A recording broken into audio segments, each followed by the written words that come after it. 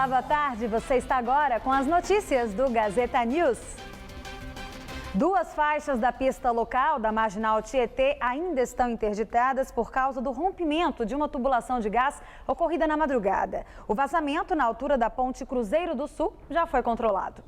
O acidente aconteceu por volta da 1h da manhã desta quarta-feira, quando uma empresa terceirizada a serviço da CET fazia uma perfuração ali naquela esquina para a instalação de fibras óticas. A Comgás informou que fornece todo o mapeamento do local quando um serviço desse tipo vai ser feito e que vai investigar para saber o que deu errado com essa instalação.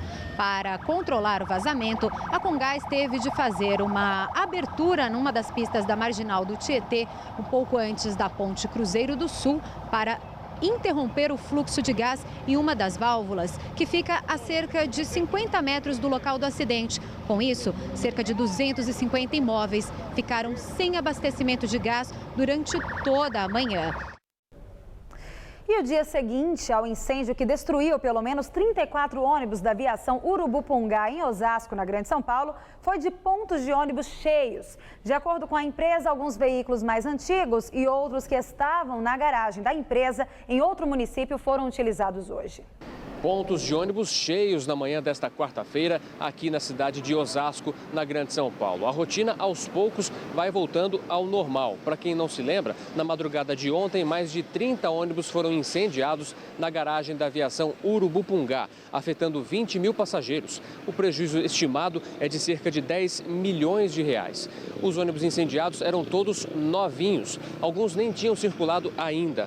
A empresa colocou ônibus mais antigos para circular e assim não prejudicar tanto a população.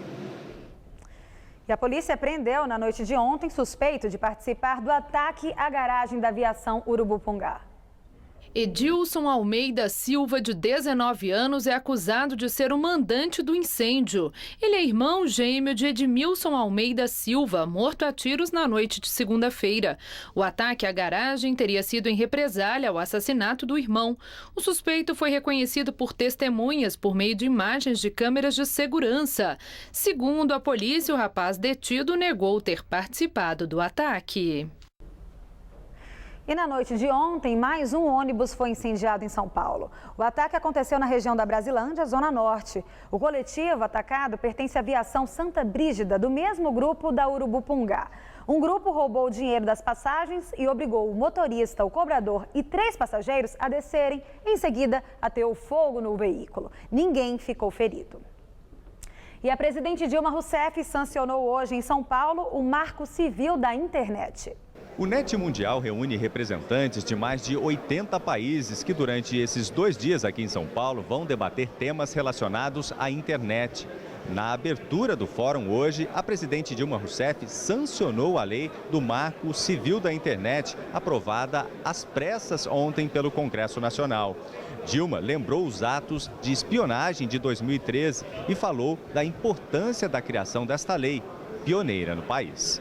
A internet que queremos, ela só é possível num cenário de respeito aos direitos humanos, em particular a privacidade e a liberdade de expressão. Direitos que são garantidos offline têm de ser garantidos online. A Comissão de Política Urbana da Câmara de São Paulo aprovou hoje o novo plano diretor do município. O texto ainda será votado em plenário. Houve confronto entre manifestantes do Sem Teto e a Guarda Civil.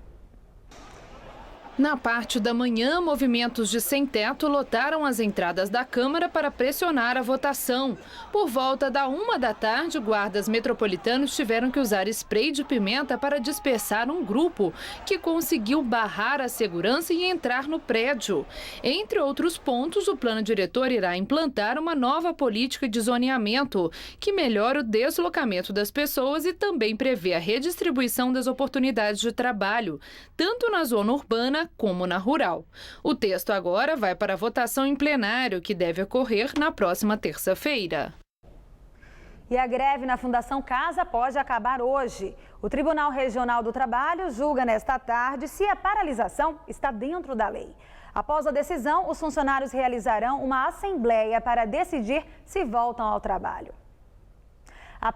A ação começou no dia 10. 70% dos funcionários permanecem trabalhando. Entre as reivindicações estão a mudança do piso salarial, reajuste real de 53,63%, reposição de perdas e segurança nos locais de trabalho. Desde o início da greve, 40 menores fugiram do complexo. O governador Geraldo Alckmin culpou a falta de funcionários, embora os agentes neguem que houve prejuízo no trabalho. E nos últimos meses, grupos de sem-teto invadiram várias casas na Vila Mariana, na Zona Sul. A onda de invasões a antigos casarões também atinge bairros vizinhos.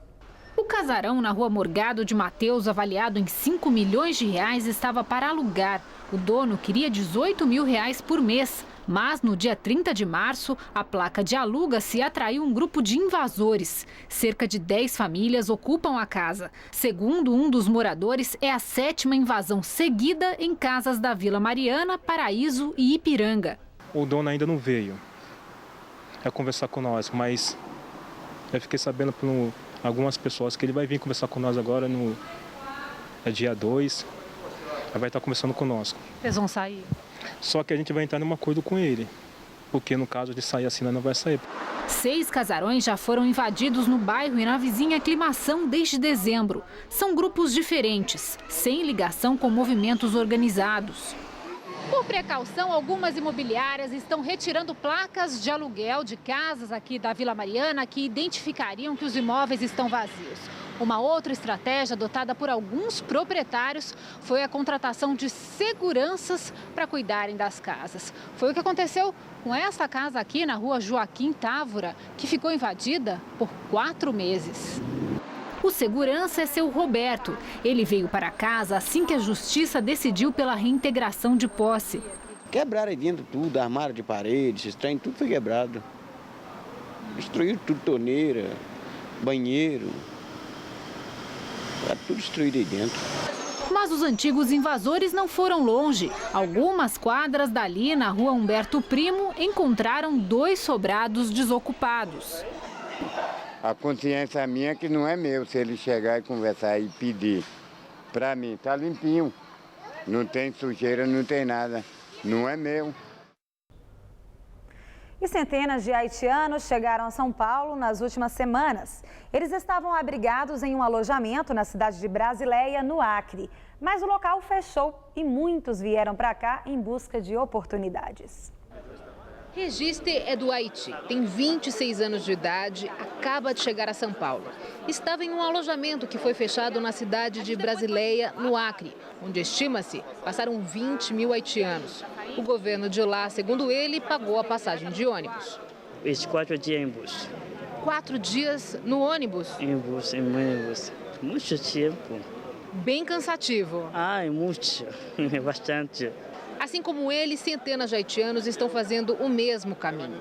Financiados pelo governo do Acre, chegam a São Paulo sem ter para onde ir e muitas vezes sem falar sequer uma palavra em português. A ONG Missão de Paz funciona nesse ponto do centro de São Paulo há 75 anos. E em toda a sua história, essa é a segunda vez que o auditório da entidade é usado como alojamento de tanta gente que tem por aqui. Para se ter uma ideia, nos últimos 8 dias chegaram quase 400 pessoas sem ter onde ficar. Todas as malas aqui, eles só voltam para o alojamento à noite. E olha só, até o palco virou dormitório. Apesar das condições, Guerrier, que chegou nesta manhã, prefere ir aqui do que os lugares por onde já passou. Mais melhor que Acre e mais melhor que Rio Branco. Aqui há mais coisas, aí não há muito frio e todos bem. Quem já está há mais tempo e conseguiu trabalho, reclama da saudade. Eu não estou feliz, não. Pelo viver sem familiar, não estou feliz. Dados do Ministério da Justiça mostram que só no ano passado, mais de 13 mil haitianos conseguiram o visto permanente por razões humanitárias. É o triplo do que foi registrado nos anos anteriores. A gente está pedindo um espaço só para imigrantes e refugiados, que é um perfil diferente de outros acolhidos, das casas que a prefeitura normalmente acolhe.